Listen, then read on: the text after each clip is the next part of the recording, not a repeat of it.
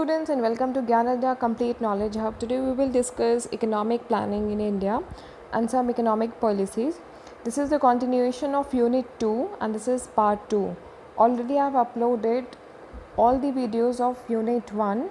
Approximately I have uploaded 5-6 videos which is related to Unit 1 and one video of Unit 2. So this is part 2 guys. This syllabus is applicable for 11th, 12th, MCOM, MBA और other student if they are doing any commerce course और diploma course.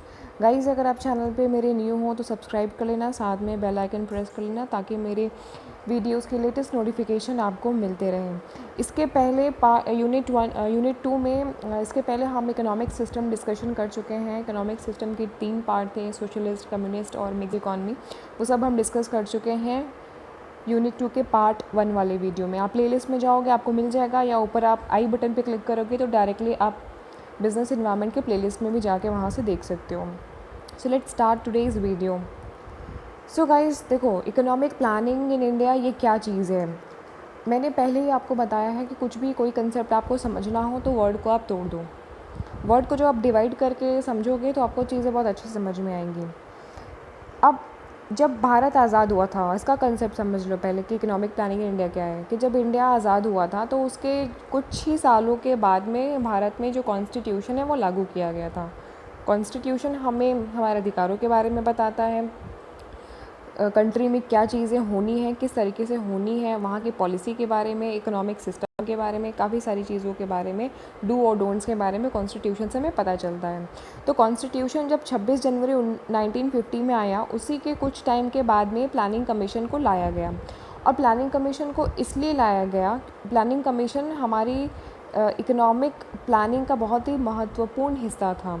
क्योंकि हमें हमारी country में जो भी development करना था आज़ादी के बाद में, जब कंट्री आज़ाद हुई उसके बाद में जितनी भी डेवलपमेंट से रिलेटेड पॉलिसी बनानी थी या जो भी डेवलपमेंट करना था लॉन्ग टर्म के लिए, वो सारा कुछ हम इस प्लानिंग पॉलिसी के अंदर में, इकोनॉमिक प्लानिंग के अंदर में क्या करते थे, प्लान करते थे.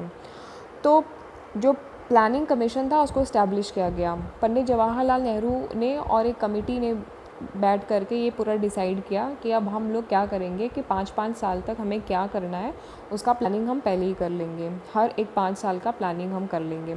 उससे क्या होगा कि 5 साल में हम धीरे धीरे डेवलपमेंट कर पाएंगे और हमारा जो गोल रहेगा 5 ईयर में, उसे हम 5 ईयर के कंप्लीट होने के बाद में चेक करेंगे कि हम अपने गोल को कितना मीट आउट कर पाएँ. और फिर उसके बाद उसके जो नेक्स्ट ईयर की जो प्लानिंग होगी फिर हम उसमें उस चीज़ों को कैलकुलेट कर लेंगे. अब क्या है कि प्लानिंग कमीशन को इस्टेब्लिश किया गया ताकि ये देखा जा सके कि हमारा जो कंट्री का डेवलपमेंट है वो किस रफ्तार से हो रहा है, कितना रैपिडली हो रहा है, कितना स्लो हो रहा है. तो कंट्री की प्रोग्रेस को मापने के लिए या बोल सकते हो एक मेज़रमेंट करने के लिए प्लानिंग कमीशन की इस्टेब्लिशमेंट की गई. बहुत ढेर सारे इसके ऑब्जेक्टिव थे. तो हम धीरे धीरे इसको समझेंगे. पहला जो अब देखो इसमें जो लिखा हुआ है वो हम समझते हैं. ये तो आपको समझ में आ गया कि यहाँ की भारत की इकोनॉमिकल सिस्टम को और इकोनॉमिक्स यहाँ की अच्छी हो सके, फास्टर हो सके, स्टेबल हो सके, डेवलप हो सके, इसलिए इकोनॉमिक प्लानिंग की जाती है और उसी के तहत प्लानिंग कमीशन को लाया गया था. प्लानिंग कमीशन में सारी चीज़ें प्लान होती है. अब प्लानिंग कमीशन को सेटअप किया गया 15 मार्च 1950, ठीक है, 1950 में, और कॉन्स्टिट्यूशन भी 1950 में ही आया हुआ था. The plan era started from 1 अप्रैल. देखो सेटअप तो हुआ था 15 मार्च को, लेकिन स्टार्ट हुआ था 1 अप्रैल को. होता है ना कि कोई चीज़ शुरू की जाती है तो एक सही तारीख, सही डेट दे करके की जाती हुई है. तो 15 मार्च और 1 अप्रैल में कोई बहुत ज़्यादा अंतर तो है ही, तकरीबन 15-20 दिन का अंतर है. तो इसीलिए 1 अप्रैल को ये स्टार्ट किया गया हुआ. और पहला 5 ईयर प्लान जो है वो लॉन्च किया गया. पहला 5 ईयर प्लान चूँकि 5 साल के लिए था, 1951 से लेकर के 56 तक का बनाया गया था. ठीक है, अब इसमें क्या था, अब ये तो हो गया कि पहला 5 ईयर प्लान क्या था.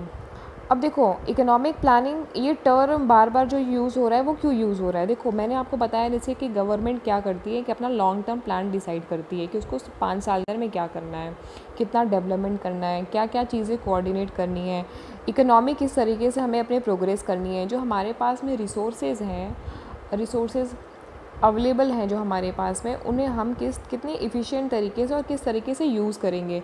तो ये सारी चीज़ों का डिसीजन लिया जाता है प्लानिंग कमीशन के अंदर. सारा चीज़ प्लान किया जाता है.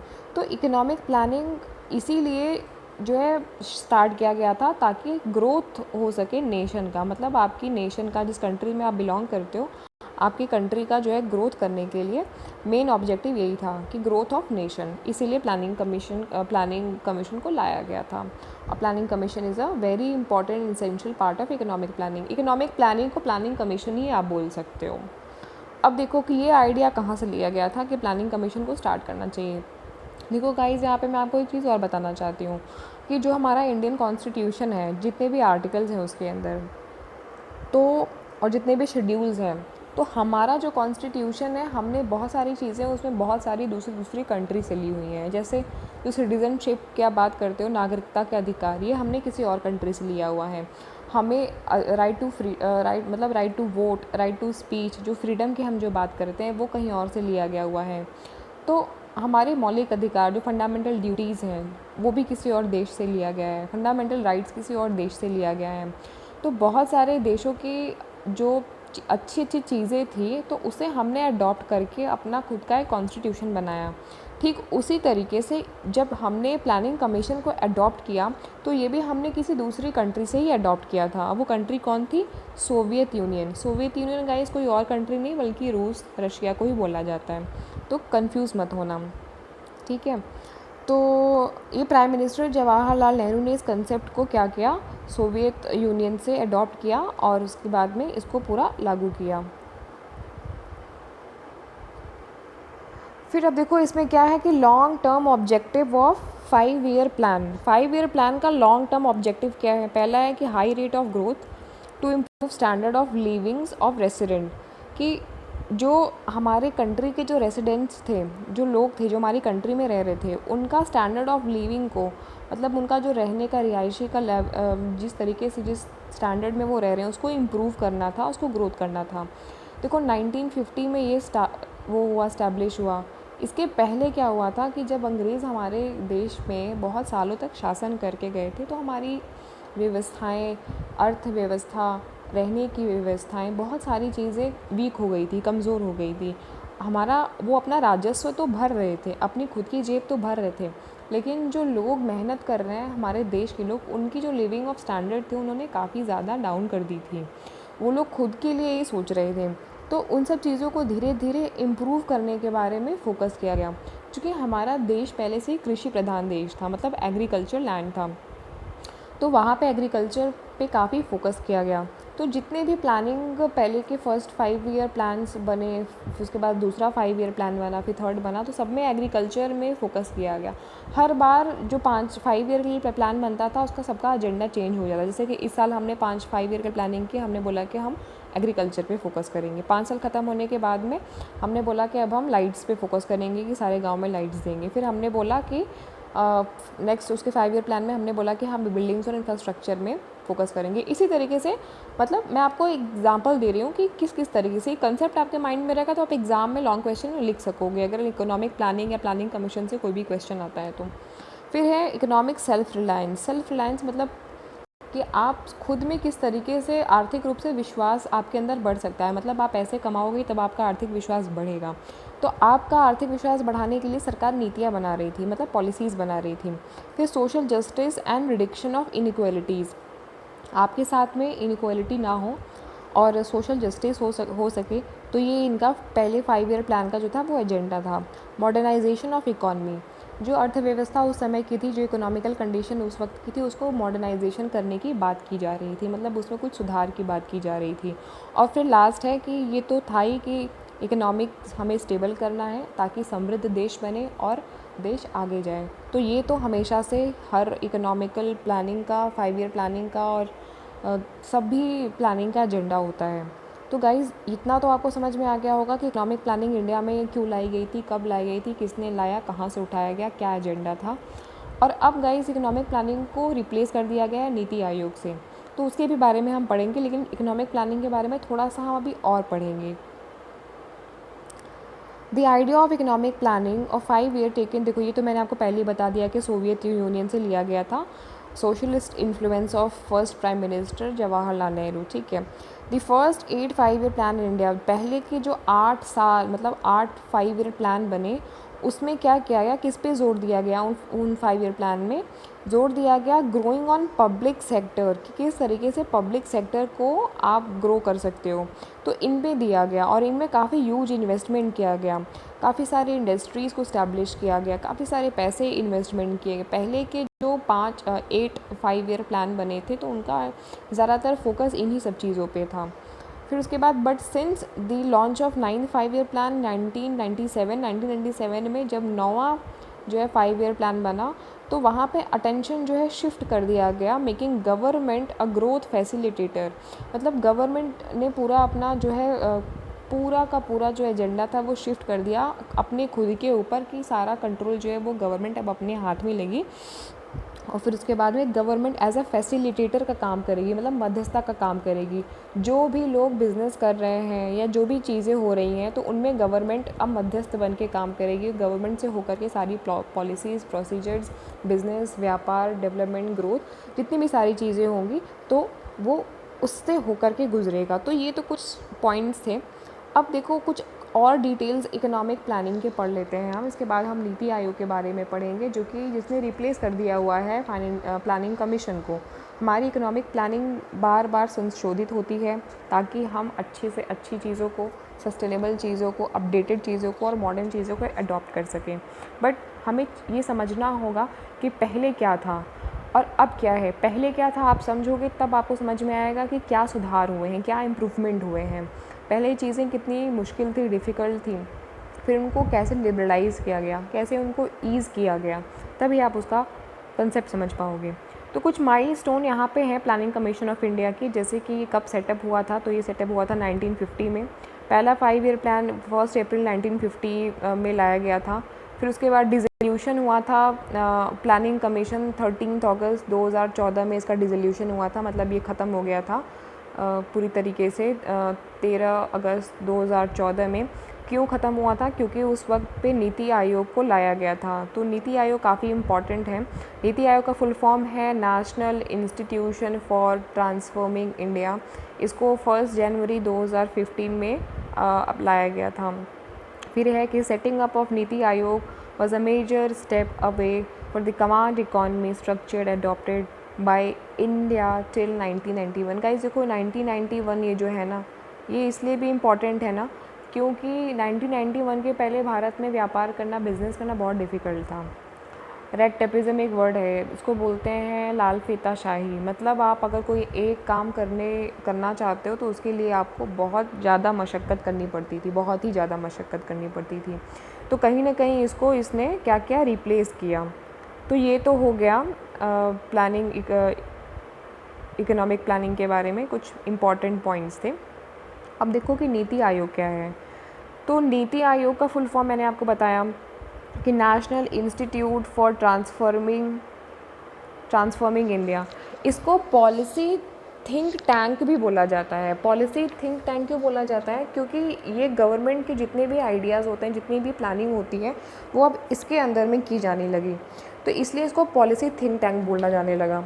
तो और ये establish with the aim to achieve sustainable. देखो ये इसको क्यों इस्टेब्लिश किया गया? इसको इसलिए इस्टेब्लिश किया गया कि अब आपकी कंट्री में जो भी सस्टेनेबल डेवलपमेंट है, जो भी अब आपको आगे का अपना प्लानिंग करना है, जो भी गोल रिलेटेड प्लानिंग करनी है, वो सारा कुछ अब आप इनके अंदर में करोगे। अब पूरी तरीके से प्लानिंग कमीशन को वैनिश कर दिया गया, हटा दिया गया। अब यहाँ पे स्टेट गवर्नमेंट जो है वो इन्वॉल्व हो गई डायरेक्टली, साथ में सेंट्रल गवर्नमेंट इन्वॉल्व हो गई, ताकि हमारी जो इकोनॉमिक पॉलिसी है उसको हम बॉटम अप अप्रोच दे सके। मतलब पहले क्या होता था कि top to bottom approach apply होता था। टॉप टू बॉटम अप्रोच में क्या होता था कि गवर्नमेंट प्लान बनाती थी और फिर उसके बाद में उसको अप्लाई कर देती थी आम नागरिकों के ऊपर में। लेकिन अब इसको बॉटम अप्रोच बनाया गया, मतलब अब आम नागरिकों ग्राउंड रियलिटी पे काम करना शुरू किया गया। ये देखा गया कि वाकई में लोगों को क्या चाहिए, किस तरीके की ज़रूरत है, और फिर उसके हिसाब से पॉलिसी बनाई गई। ठीक है, तो ये क्या एम था नीति आयोग का? नीति आयोग का एम था कि सस्टेनेबल डेवलपमेंट करना है, मतलब ऐसा डेवलपमेंट करना है जो कि सस्टेन हो सके लंबे समय तक के लिए। सस्टेनेबल SDG इसको बोलते हैं, SDG। एग्ज़ाम में कई बार इस तरीके से शॉर्ट फॉर्म में क्वेश्चन पूछ लेता है तो बच्चे कंफ्यूज हो जाते हैं कि ये क्या टर्म है। तो sustainable development goal with cooperative federalism by fostering का मतलब होता है किसी चीज़ में तीव्रता लाना, मतलब fast. The involvement of state government of India in the economic policy making process such as using bottom approach. ठीक है, तो मैंने बता दिया। अब जो पहला जब नीति आयोग आया तो कब आया, 2015 में आया। तो इसने क्या किया कि ये कुछ इसके अपने एजेंडे लेकर के आया कि हम इस पे काम करेंगे। क्या क्या काम करेंगे कि उनका पहला था इनिशिएटिव इंक्लूड 15 ईयर का रोड मैप ये लेकर के आए, 7 ईयर का ये विज़न लेकर के आए, ये स्ट्रैटेजी लेकर के आए, एक्शन प्लान लेके आए। स्ट्रैटेजी एंड एक्शन प्लान इनका वो है, टाइटल है। जब भी कभी भी 5 ईयर प्लान आता है तो हर बार के 5 ईयर प्लान का अपना टैग लाइन होता है या टाइटल होता है। तो वो ये लेकर के आए स्ट्रैटेजी एक्शन प्लान। फिर ये अमृत लेकर के आए, डिजिटल इंडिया का कंसेप्ट लेकर के आए, ये अटल इनोवेशन लेके आए, मेडिकल एजुकेशन रिफॉर्म, ये सारे कंसेप्ट ये लेकर के आए। गाइस देख लेना, बहुत सारी चीज़ें ये लेकर के आए। एक एक मैं पढ़ूँगी तो काफ़ी लंबा हो जाएगा। ये सारे रिफॉर्म्स ये लेकर के आए ताकि इन सेक्टर में डेवलपमेंट किया जा सके, सस्टेनेबल ग्रोथ किया जा सके, इसको सुधार लाया जा सके, जो भी पुरानी चीज़ें चल रही हैं उनमें उसको नई तरीके से इम्प्लीमेंट किया जा सके। तो नीति आयोग आया ही था एक नए सोच के साथ में, नए पॉलिसी के साथ में, इसीलिए उसको policy think tank of government of India बोला जाता है। अब देखो नीति आयोग में क्या कौन कौन होते हैं, कैसे कैसे लोग होते हैं, थोड़ा सा वो भी पढ़ लेते हैं। ये देखो मैं बहुत सारा नहीं पढ़ रही हूँ क्योंकि ये सारी चीज़ें लिखी हुई हैं, इसका स्क्रीनशॉट ले लेना और इसको लिख लेना। कुछ इसके अदर डिटेल्स हैं, जैसे कि इस्टेब्लिश हुआ था 2015 ही, तो आपको पता चल चुका है। इसने रिप्लेस किया प्लानिंग कमीशन को, ये भी मैंने बता दिया। Planning commission top down model follow करता था, मतलब ऊपर से नीचे चलती थी, गवर्नमेंट ऊपर रहते थे, नीचे सिटीज़न रहती थी। लेकिन जो है नीति आयोग ने क्या किया कि नीचे से ऊपर जो है वो जाना शुरू किया, मतलब ये नीचे के लोग हैं, अब ये ऊपर जा रहे हैं, मतलब यहाँ की बात अब यहाँ जा रही है। पहले गवर्नमेंट की बात यहाँ आती थी, अब यहाँ की बात यहाँ जा रही है। तो ये थोड़ा डिफरेंस था।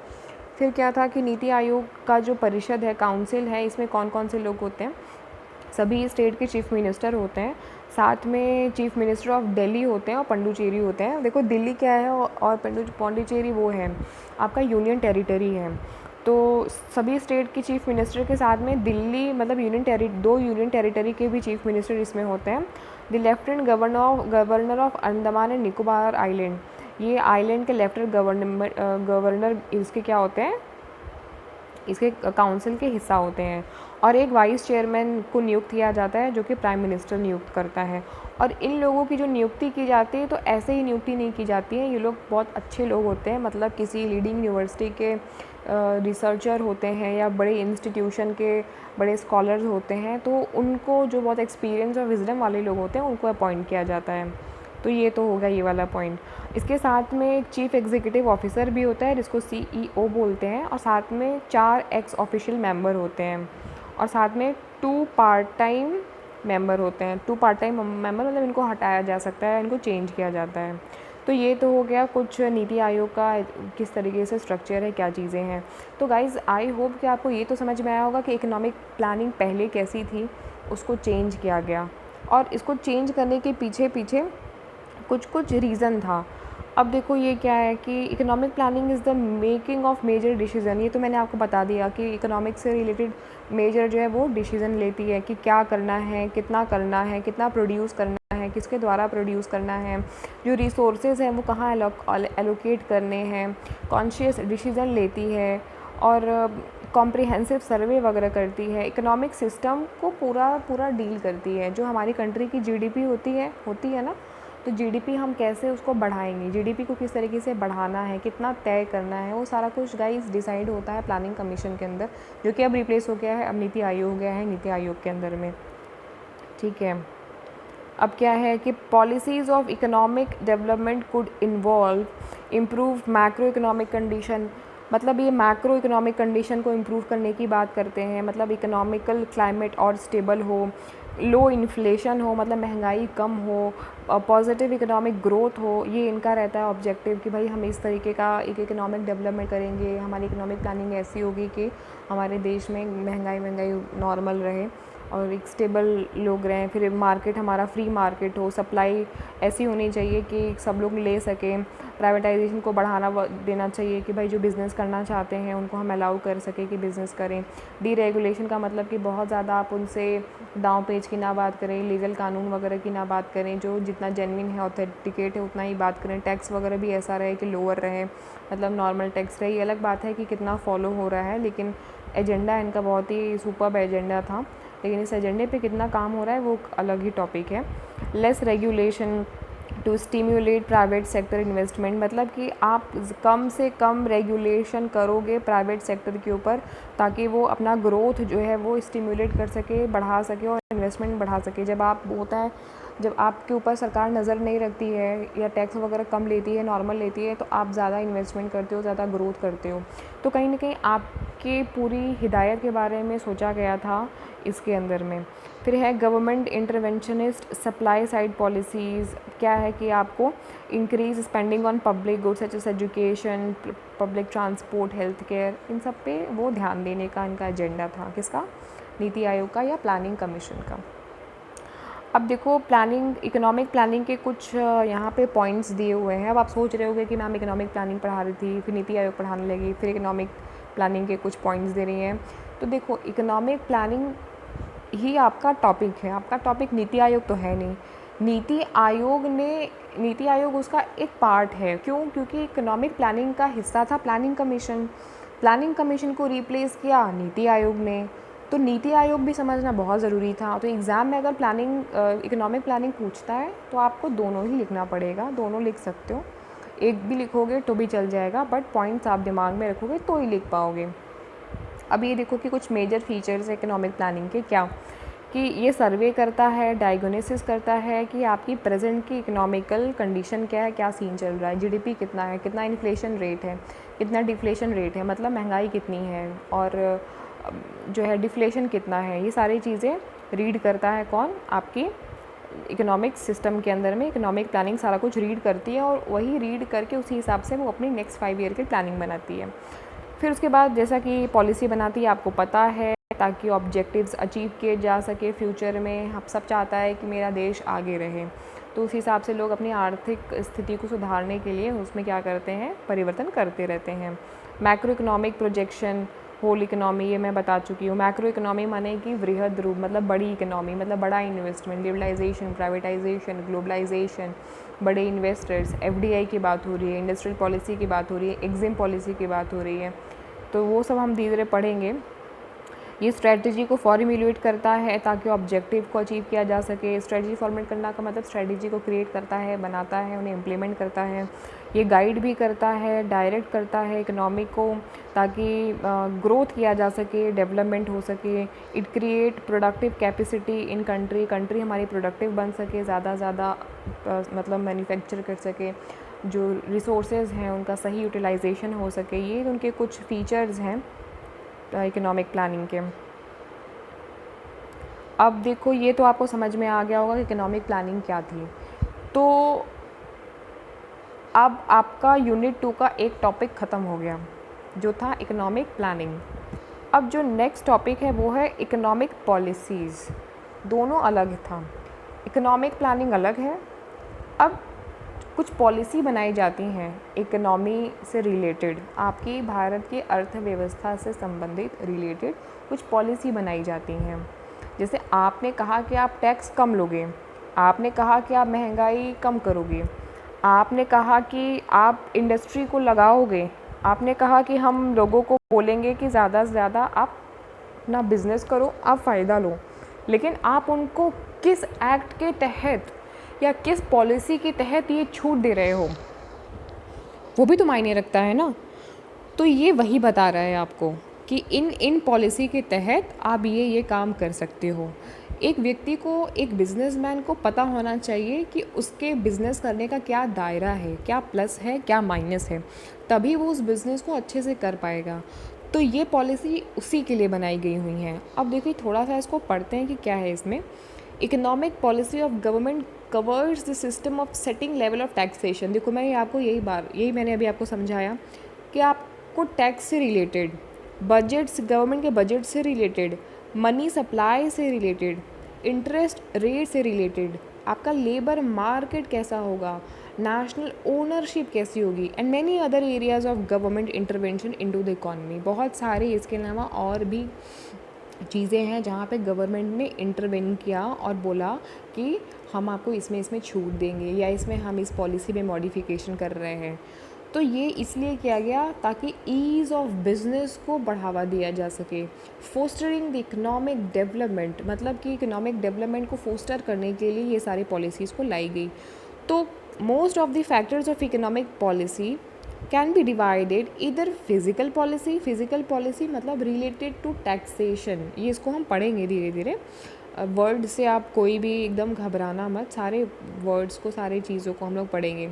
Which deals with government action regarding taxation, देखो आ गया ना टैक्सेशन एंड स्पेंडिंग। ठीक है, आपको कितना टैक्स पे करना है, कितना स्पेंड करना है, या मॉनेटरी पॉलिसी क्या होती है। मॉनेटरी पॉलिसी में हम CRR की बात करते हैं, SLR की बात करते हैं। ठीक है, उसको हम पढ़ेंगे। मतलब बैंक से रिलेटेड जो भी टर्म्स हैं वो सारा चीज़ की बात होती है मॉनेटरी पॉलिसी के अंदर में। ठीक है, regarding money supply interest rate, ये सब वही है, मॉनेटरी पॉलिसी का पार्ट है, इसको पढ़ेंगे हम। ठीक है, तो ये कुछ 5 मॉनेटरी पॉलिसी है। देखो, all business activities in operation directly influenced by economic policy frame by government from time to time. Guys देखो, ये 5 इकोनॉमिक पॉलिसीज़ हैं। Industrial policy, physical policy, monetary policy, foreign investment policy, export import policy, या इसको हम EXIM policy भी बोलते हैं।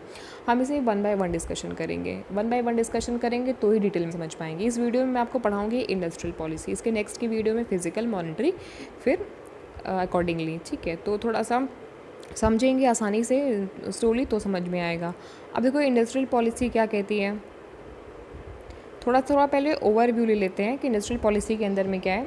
तो इंडस्ट्रियल पॉलिसी ने गवर्नमेंट ने कवर किया हुआ है कि क्या क्या कवर किया हुआ है कि principle, policy, rules, regulation and procedure of doing business, मतलब जो इंडस्ट्रीज़ वगैरह सेटअप की जाती हैं या जो इंडस्ट्रियल एंटरप्राइजेज़ हैं जो बिज़नेस कर रहे हैं, बड़ी बड़ी जिनकी इंडस्ट्रीज़ हैं, उनसे रिलेटेड उनको उनका मतलब उनकी इंडस्ट्री से रिलेटेड रूल्स क्या होते हैं, क्या रेगुलेशंस हैं, आप कैसा इंडस्ट्री खोल सकते हो, कहाँ खोल सकते हो, क्या प्रोसीजर है, आपको ये प्रिंसिपल मानना है या ये प्रिंसिपल नहीं मानना है, तो किस तरीके से आप जो है किस तरीके से गवर्नमेंट कंट्रोल करेगी आपको, डायरेक्ट कंट्रोल रहेगा, इनडायरेक्ट कंट्रोल रहेगा, सारा कुछ इसके अंदर में बताया गया है। किसके अंदर? इंडस्ट्रियल पॉलिसी के अंदर। तो जितनी भी भारत में इंडस्ट्रीज़ इस्टेब्लिश हैं, बाहर की इंडस्ट्री भी हैं अगर, तो उनसे रिलेटेड जितनी भी चीज़ें हैं इंडस्ट्री से रिलेटेड, सारा कुछ इस पॉलिसी के अंदर में आपको मिल जाएगा। फिजिकल पॉलिसी के अंदर टैक्स से संबंधित चीज़ें आपको पता पड़ेंगी, पब्लिक डेप्थ से संबंधित चीज़ें आपको पता पड़ेंगी, एक्सपेंडिचर से संबंधित चीज़ें आपको पता करेगी कि पब्लिक को कितना एक्सपेंडिचर देना है, मतलब कितना खर्च करेगी, कितना ऋण ले सकती है पब्लिक बैंक से या कहीं और से, और कितना पैसा पे करना है, टैक्स पे करना है पब्लिक को। तो ये फिजिकल पॉलिसी के अंदर चीज़ें आ जाती है। मॉनेटरी पॉलिसी के अंदर आती हैं वो सारी एक्टिविटीज़ जो कि आपके क्रेडिट से संबंधित होती हैं, आपके बिज़नेस को या आपकी ट्रेड को बढ़ावा देने के लिए। अभी आप बैंक को बहुत सारे इंटरेस्ट रेट पे करते हो, या बैंक जो है इंटरेस्ट रेट पे करती है RBI को CRR SLR के थ्रू, रेपो रेट और रिवर्स रेपो रेट के थ्रू। तो वो सब इसके अंदर का कॉन्सेप्ट है, हम समझेंगे इसे ग्रेजुअली। फिर है फॉरेन इन्वेस्टमेंट पॉलिसी, कि बाहर की कंट्री कैसे हमारे कंट्री में आकर के इन्वेस्टमेंट कर सकती हैं, कितना परसेंटेज इन्वेस्टमेंट कर सकती है, हम कैसे इन्वेस्टमेंट कर सकते हैं बाहर की कंट्रीज़ में, क्या फ़ॉरेन के लिए आप फॉरेन पॉलिसी आप क्या अपनी रख रहे हो, किस तरीके से बाहर के लोग हमारे कंट्री में आकर के इन्वेस्टमेंट करेंगे। भाई बाहर के लोग हमारे कंट्री में इन्वेस्टमेंट करेंगे तभी तो हमारा जो है इंटरनेशनल लेवल पे ट्रेड बढ़ेगा और हमारी GDP बढ़ेगी ज़रा तेज़ी से, और जो है इंटरनेशनल मार्केट में तभी हम डोमिनेट करेंगे। आपकी FDI पॉलिसी क्या है, सारा कुछ इसके अंदर में पढ़ते हैं हम। फिर है एक्सपोर्ट इंपोर्ट पॉलिसी, आप जो सामान यहाँ से बाहर भेज रहे हो आप उनके ऊपर कितना कस्टम ड्यूटी पे करोगे, जो सामान बाहर से यहाँ मंगा रहे हो उनके ऊपर आप कौन से बैरियर लगा रहे हो, क्या कंट्रोलिंग है आपका, सारा कुछ इसके अंदर डिस्कस होता है। इंपोर्ट एक्सपोर्ट से रिलेटेड सारी चीज़ें इसके अंदर डिस्कस की जाती है। तो एक आपको ओवरव्यू तो मिल गया होगा कि किसके अंदर क्या डिस्कशन, मतलब क्या क्या चीज़ें हैं। शॉर्ट क्वेश्चन पूछेगा अगर आपको एग्जामिनेशन में 4 मार्क्स का या 5 मार्क्स का, तो आप इतना लिख दोगे, मोर देन इनफ है। ठीक है, इकोनॉमिक पॉलिसी अगर आपको पूछता है, अगर एग्ज़ाम में आपको इकोनॉमिक पॉलिसी पूछता है तो उसका थोड़ा सा ओवरव्यू लिख करके आप इतना पॉइंट लिख दोगे, ये पॉइंट चारों पांचों बना करके, तो ये मोर देन इनफ है। लॉन्ग के लिए आपको थोड़ा सा जो मैं अभी आगे पढ़ाऊँगी वो देखना पड़ेगा। तो देखो एक चीज़ समझो कि हर एक पॉलिसी पहले से एग्जिस्ट कर रही थी, मतलब 1991, जैसे कि ये 1950 में सारी चीज़ें हुई, 1950 में सारी पॉलिसीज़ आ गई थी थोड़ा थोड़ा करके, लेकिन 1950 में अब क्या है, अब 2020 चल रहा है, तो पहले की चीज़ों को आज की डेट में हम नहीं अप्लाई कर सकते हैं ना, क्योंकि सिनेरियो चेंज हो रहा है। तो हमें जो है समय के हिसाब से चीज़ों को चेंज करना पड़ता है, एक्सेप्ट करना पड़ता है, बदलना पड़ता है, क्योंकि पॉलिसीज़, टेक्नोलॉजी, इंफ्रास्ट्रक्चर सब कुछ चेंज हो रहा है। तो हम पहले की भी चीज़ों को समझेंगे कि पहले क्या इंडस्ट्रियल पॉलिसी थी और आज के डेट में क्या इंडस्ट्रियल पॉलिसी है, तभी तो आपको समझ में आएगा ना कि क्या डिफरेंस है। तो देखो ये है कि DIPP, इसको बोलते हैं department of industrial policy and promotion, ये मिनिस्ट्री ऑफ कॉमर्स के अंदर में काम करती है। इसने जो है एक नई इंडस्ट्रियल पॉलिसी को लॉन्च किया था 2017 में, ठीक है, अक्टूबर 2017 में इसने जो है वो लॉन्च किया था। अब इसके पहले जो पॉलिसी काम करती थी वो बहुत ही अलग पॉलिसी थी। क्या अलग पॉलिसी था? जो पहले काम करती थी वो ये पॉलिसी थी, मतलब liberalizing the industry from the government monopoly. Government की मोनोपोली, मतलब मोनोपोली माने एकाधिकार, तो गवर्नमेंट के एकाधिकार से इंडस्ट्रीज़ को छोड़ देना, मतलब कि अब गवर्नमेंट का एकाधिकार इंडस्ट्रीज़ के ऊपर नहीं रहेगा, मतलब उनको थोड़ी छूट देने की बात। उन्होंने स्मॉल स्केल सेक्टर को प्रमोट करने की बात कही थी। उन्होंने बोला कि जो इंडस्ट्री हैं उनमें कॉम्पिटिटिवनेस होना चाहिए, मतलब ज़्यादा इंडस्ट्री होगी तभी तो कंपटीशन होगा। तो उन्होंने बोला ज़्यादा से ज़्यादा आप इंडस्ट्री को खोलो। ये 1991 की बात की मैं आपको बात बता रही हूँ कि जो पुरानी जो ओल्ड इंडस्ट्रियल पॉलिसी थी वो कैसी थी, ठीक है। फिर reduce the loss of public enterprises, कि पब्लिक इंटरप्राइजेज़ को जो लॉस हो रहे हैं उनको रिड्यूस किया जाए।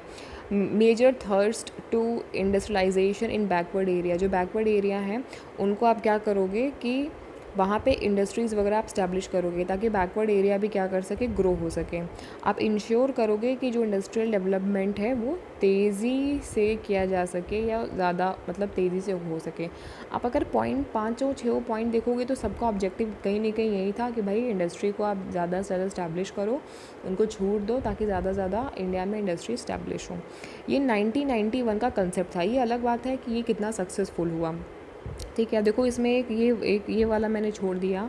ये क्या कह रहा है कि इट ऑल्सो रेलो का एग्जिस्टिंग FDI, इसने FDI को भी कहीं ना कहीं प्रमोट करने की बात कही, to enable more technology and transfer skill development. FDI मतलब फॉरेन डायरेक्ट इन्वेस्टमेंट, मतलब फॉरेन की कंट्री डायरेक्ट आप कंट्री में इन्वेस्टमेंट कर सकती है, इसको बोलते हैं FDI। मतलब अमेरिका इंडिया में इन्वेस्टमेंट कर सकती है।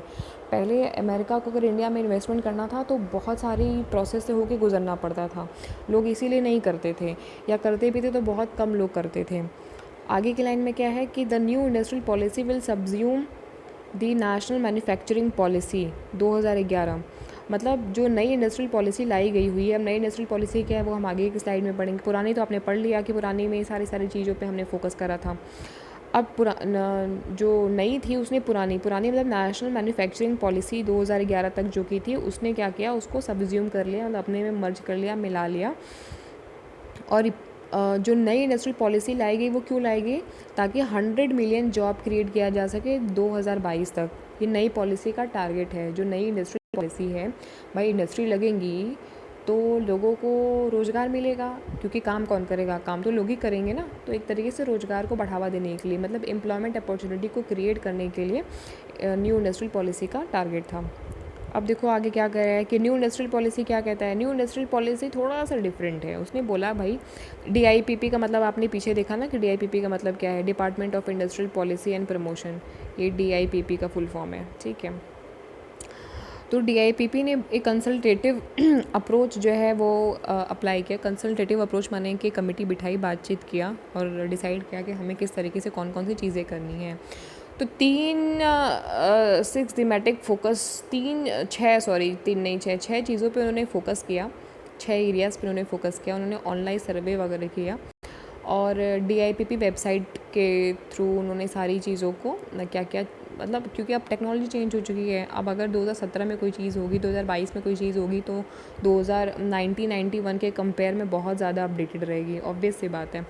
तो इन्होंने क्या बोला कि मैन्युफैक्चरिंग एंड MSME, इन्होंने MSME को प्रमोट किया। इन्होंने इंडस्ट्री के साथ साथ MSME मतलब मार्जिनल एंड मीडियम स्मॉल, जो छोटे हैं ना, जो छोटे लोग बिज़नेस कर रहे हैं उन्होंने उनको प्रमोट करने की बात कही। उन्होंने बोला कि भाई आप टेक्नोलॉजी की हम बात करेंगे और इनोवेशन की हम बात करेंगे। आप कैसी चीज़ हो, अब देखो टेक्नोलॉजी इनोवेशन, पहले लोग क्या करते थे, कोचिंग क्लासेस करते थे। अब आप क्या कर रहे हो, वीडियो के थ्रू पढ़ रहे हो कि नहीं। तो टेक्नोलॉजी और इनोवेशन का ही कमाल है ना। ये नहीं होता तो आज ये कैसे होती। अब आज से 1991 में थोड़ी कोई मोबाइल से और इस तरीके से, तब तो मोबाइल था भी नहीं। तो कहने का मतलब ये है कि समय के साथ चीज़ें बदली, समय के साथ गवर्नमेंट भी बदला, समय के साथ गवर्नमेंट ने पॉलिसी को भी चेंज किया। तो ये उसी पॉलिसी की बात कर रहा है, ये टेक्नोलॉजी और इनोवेशन की बात किया। इन्होंने बोला ईज़ ऑफ डूइंग बिजनेस, भाई जिसको बिज़नेस करना है कर सकते हो, आराम से कर सकते हो आप। बस आपका बिज़नेस का एजेंडा होना चाहिए। हमारी जो पॉलिसी है, हमारी पॉलिसी से आप मीट आउट करोगे तो आप बिज़नेस कर सकते हो, हम आपको सपोर्ट करेंगे। इन्होंने बोला इंफ्रास्ट्रक्चर पे हम फोकस करेंगे, हम इन्वेस्टमेंट पे फोकस करेंगे। हमें इन्वेस्टमेंट वाले बंदे चाहिए जो कि हमारे साथ में लंबे समय तक चल सके। हमें प्रोजेक्ट हम लगाएंगे, हमारे प्रोजेक्ट को लोग देख सकें और अपने प्रोजेक्ट में गवर्नमेंट को इन्वॉल्व कर सके, ऐसे लोग चाहिए। आपके पास में जो लोग होने चाहिए वो स्किल्ड होने चाहिए। इन्होंने स्किल पे इन्वेस्टमेंट किया, स्किल पे बोला कि भाई आप अपनी कंपनी में स्किलफुल लोगों को लगाओ, अपडेटेड टेक्नोलॉजी वाले लोगों को लगाओ। And employability for future, employability for future, जब ये सारी चीज़ें होंगी तो एम्प्लॉयबिलिटी तो बढ़ेगी ही, मतलब रोज़गार तो बढ़ेगा ही ना, रोज़गार के अवसर, एम्प्लॉयमेंट अपॉर्चुनिटी वो बढ़ेगी ही। इन्होंने ट्रेड को बढ़ावा दिया, इन्होंने फिजिकल पॉलिसी को बताया। फिजिकल पॉलिसी एक पूरा टॉपिक ही है, जैसे इंडस्ट्रियल पॉलिसी है, उसे हम आगे के वीडियोज़ में समझेंगे। तो फिलहाल ये तो आपको समझ में आ गया होगा कि इन्होंने क्या बोला। इन्होंने एमएसएमई को बढ़ावा दिया, टेक्नोलॉजी इनोवेशन को बढ़ावा दिया, ईज़ ऑफ डूइंग, मतलब आपके दिमाग में अगर समझो कि पूछेगा, अगर सवाल ये पूछ लिया, कुछ नहीं आपको याद आया, तो बस आप एक चीज़ सोचना कि जब भारत आज़ाद हुआ था उसके कुछ साल बाद तक भी अगर लिया जाए, मतलब 1991 तक लिया जाए, जब आप पैदा हुए थे तब की बात आप समझना, क्योंकि आपके पैदा होने के आस ही पास की बात है। तब की स्थिति में अगर कोई व्यापार करता, बिज़नेस करता, तो कितना डिफ़िकल्ट होता, कितने संसाधन कम थे, कितनी प्रॉब्लम्स थी, कितनी समस्याएं थी। लेकिन आज उतनी प्रॉब्लम नहीं है, उतनी समस्याएं नहीं हैं। तो तब की स्थिति को आज की स्थिति से कंपेयर करके जो है आप आंसर बना के लिख देना। मैं ये आपको वर्स्ट केस बता रही हूँ, अगर आपको एक भी पॉइंट नहीं याद आ रहा है एग्ज़ाम में, तो एग्ज़ाम के पॉइंट ऑफ व्यू से मैं सारी चीज़ों को लेके चलती हूँ गाइज़। तो अब देखो, ये तो चीज़ हो गई न्यू इंडस्ट्रियल पॉलिसी। अब इसका कुछ ऑब्जेक्टिव है। मेक इन इंडिया, सिंपल सी बात है, मेक इन इंडिया, डिजिटलाइजेशन, अमृत योजना, इन सबको ये क्या दे रहे हैं, बढ़ावा दे रहे हैं। इन्होंने बोला कि इनकी जो न्यू पॉलिसी का एम था, उन्होंने बोला कि हम quality, aim to bridal existing quality, जो भी एग्जिस्टिंग चीज़ें हैं, जैसे कार मैन्युफैक्चरिंग, कार की मैन्युफैक्चरिंग, ऑटो सेगमेंट, मतलब ऑटो रिक्शा, ये सब चीज़ें, हार्डवेयर की चीज़ें, लैपटॉप, कंप्यूटर, ये सारी चीज़ें, इन सब चीज़ों पे क्या करेंगे, हम फोकस करेंगे। हम बैंकिंग को अपना स्ट्रॉन्ग करेंगे, बैंक प्रोग्रामिंग पे काम करेंगे, मतलब आईटीज़ पे काम करेंगे, हम आईटीज़ पे पैसे खर्च करेंगे, हम टूरिज़्म को बढ़ावा देंगे, हम जो है inclusive, scaled up and industrially viable areas, मतलब जहाँ पे इंडस्ट्री इस्टेब्लिश हो सके वहाँ पे हम क्या करेंगे, हम उसको स्केल अप करेंगे, उसको बढ़ावा देंगे। जैसे कि फॉर एग्जांपल उन्होंने क्या दिया है, वेस्ट मैनेजमेंट। ये देखो बड़ा अच्छा एग्जांपल है। पहले लोग गंदा वेस्ट क्या करते थे, उसको फेंक देते थे, प्रदूषण होता था।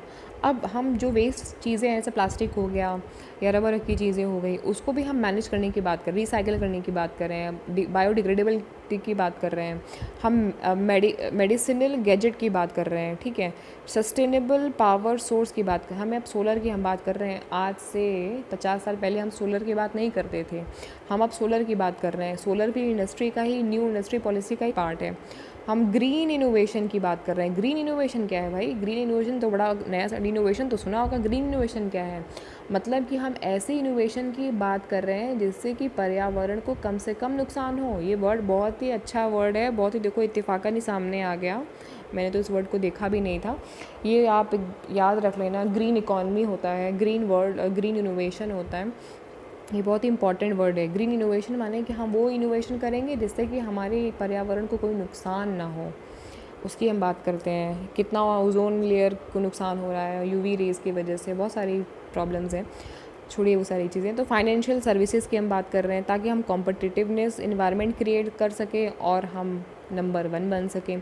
तो ये न्यू इंडस्ट्रियल पॉलिसी की कुछ कुछ चीज़ें थी। अब इसका कुछ ऑब्जेक्टिव्स और देख लेते हैं।